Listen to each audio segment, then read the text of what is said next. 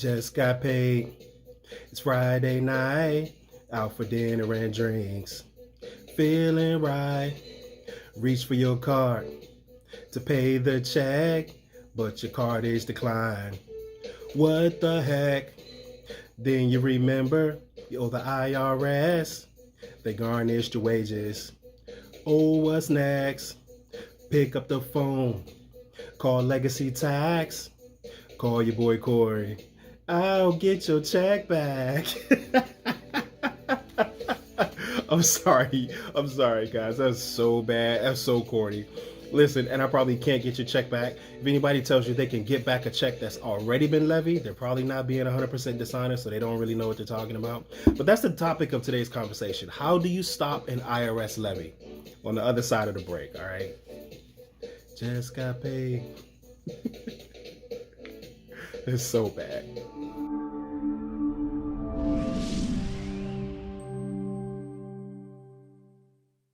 Okay, guys, let's dive into the cons. Before we really jump in here, though, if you haven't done so, I want you to go ahead and hit the subscribe button, subscribe to our channel, and please hit the like button and go ahead and smash that notification bell so that you'll be notified each and every time we drop a new video here on our channel. And if you aren't already doing so, please like us on Facebook and follow us on Instagram. Okay?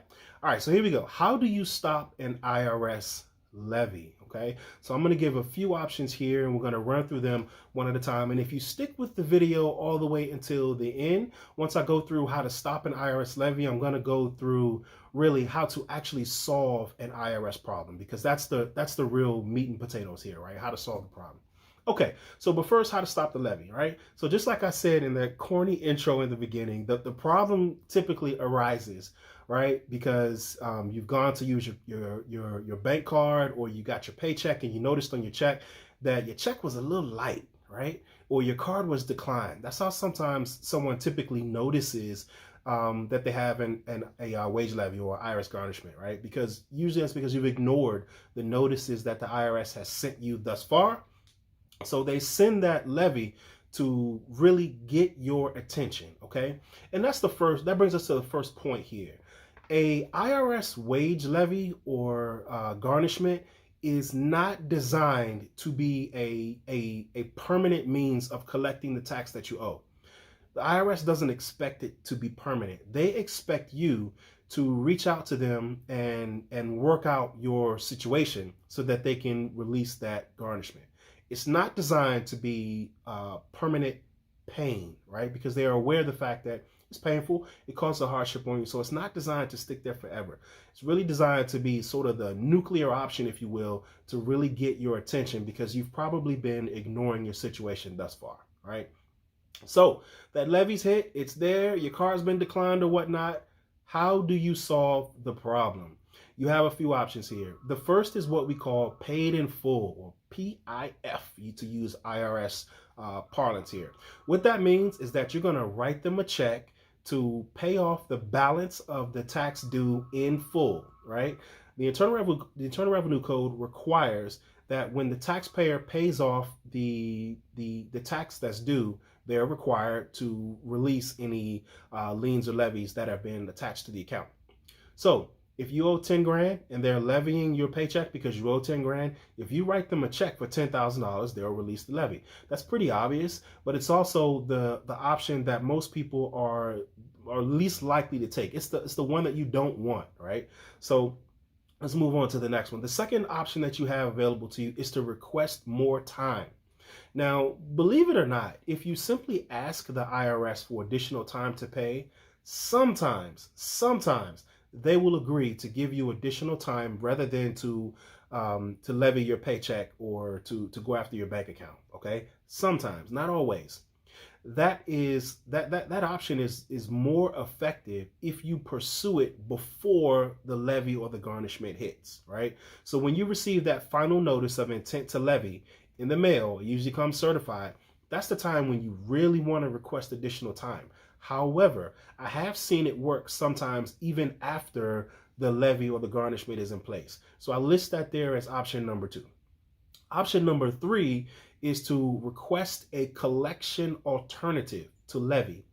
What that means Typically, for the average do-it-yourselfer, what that means is you want to request a payment plan, also known as an IRS installment agreement.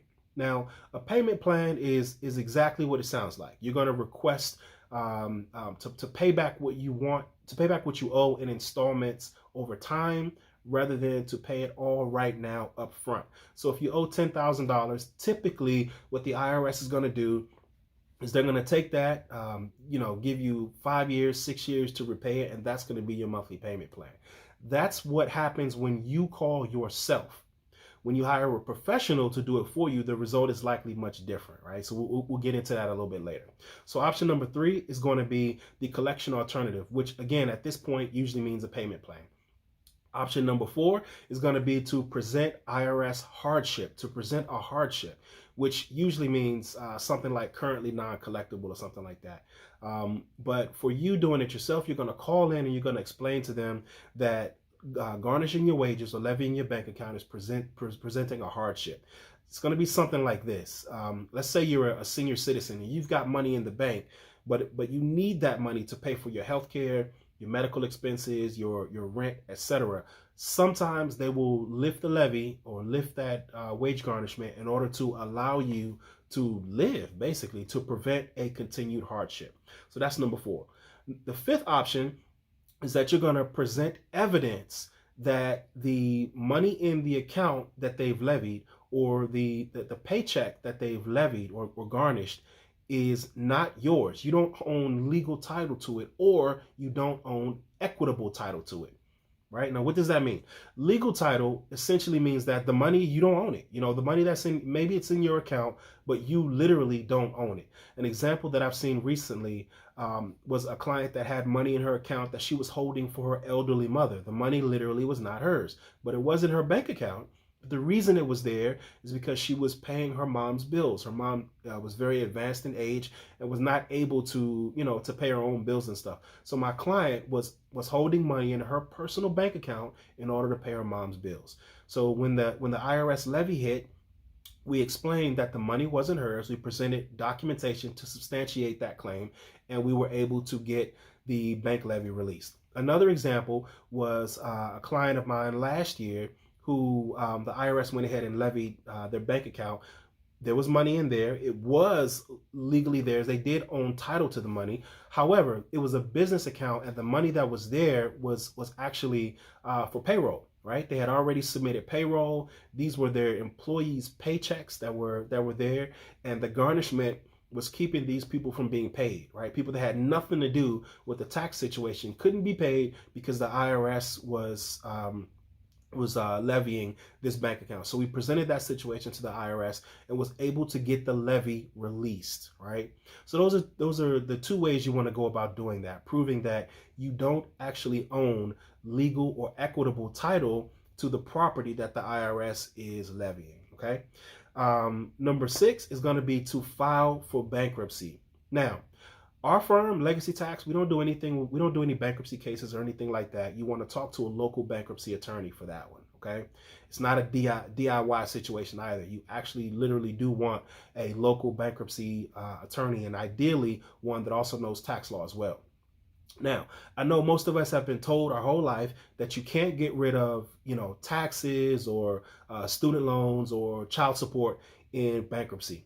But that's not exactly true. You actually can discharge income tax, not like business taxes or payroll taxes, but you actually can discharge income tax, individual income tax in a bankruptcy. But again, that's not a do-it-yourself type of thing. You actually do need to hire a bankruptcy attorney to handle that for you, okay?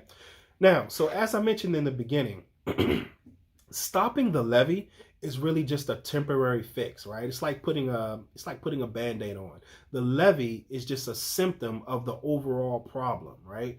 So stopping the levy isn't going to solve the problem. It's like if you have a cold, right? Stopping the cough isn't going to cure the cold, right? And it's the same thing with the levy. So what you actually need to do is go about permanently solving that tax problem, okay? And in our firm, Legacy Tax, here's how we do it. First thing we want to do is ensure that you are in what the IRS calls current compliance, okay? Very, very important, current compliance, because they're not even going to listen to anything you have to say if you're not currently in compliance. Okay, so what do they mean by compliance? Two parts to compliance. The first is filing, and the second is paying. Okay, now what do they mean by filing? That means that all returns that are required of you have been filed. And it can be done simultaneously to you engage in the steps I mentioned previously. But the returns have got to be filed, right? If you haven't filed a tax return in 5 years, they're not going to lift the levy. So you need to file those returns and at the same time request that the levy be released. So that's the first part of compliance, is filing. Also under filing is if you are a business owner, you have to have filed all of your required quarterly tax returns. So a business owner is required to file a quarterly return, just as the name implies, once a quarter, right? So you need to file that 941 return, 940 return every single quarter. If you have missing quarters, you got to get current and get in compliance. The second part of compliance, we just talked about the first, which is filing. The second part is paying. And that also has two parts to it, right? So for an individual wage earner, paying means that you have adequate withholding coming out of your paycheck so that you're not continuing to accrue IRS balances in the future. All right. For a self-employed person, paying means that you're making those estimated quarterly payments. So again, you're not accruing debt in the future. And also for a business owner who has employees, paying means that you're making those estimated quarterly payroll taxes. So again, that you're not accruing debt in the future. So again, to recap, compliance has two parts. It means that you're filing, it means that you're paying. Okay, and that is number 3 on our steps to permanently solve a tax problem. Number 4 in our office is a financial analysis. That's the fourth thing we do. Financial analysis is going to comprise completing the IRS Form 433. That form, the collection information statement, comes in many different flavors. You got the 433A, the B, the OIC, but you need to complete one of the various forms 433 in order to present an accurate picture to the IRS of your financial situation. If you don't do that, then again, they're not going to be willing to discuss any type of permanent resolution of your balance, okay? So that's the fourth step. The fifth step takes us all the way back up to one of the things we mentioned earlier, which is a collection alternative. Now, as I said in the beginning, a collection alternative for an individual, for that person who's trying to do it themselves, if you call, the collection alternative for you is a payment plan. If I call, the collection alternative for me is typically going to be what we call an offer in compromise, or currently non-collectible, or a partial pay installment agreement. Okay, and I'll cover each of those three things in subsequent videos. But just suffice it to say that my collection alternative is going to be one of the three things that attempts to get you to permanently settle your tax problem for less than the full amount that you actually owe. Right? Whereas your collection alternative, if you call yourself, is typically going to be setting up a payment plan where you pay the full balance in full over an extended period of time. Okay. All right, guys, so that's it for this week. We talked about how you go about releasing or stopping an IRS levy or wage garnishment. And then we also talked about how you permanently solve an IRS tax problem. Okay. So that's it for this week, guys. If you like this content, please go ahead and subscribe to our channel. Also go ahead and smash that like button, as they say, and hit that notification bell so that you can be notified each time we drop content here on our channel. And then also, please go ahead and follow us on Facebook and like us on Instagram. Or is that like us on Facebook and follow us on Instagram? Either way, get social with us, and you can find us on all of the platforms, on Facebook, on Instagram, on LinkedIn, as well as Twitter. We even there as well. All right, guys. Thanks for checking us out. Talk to you later. Bye.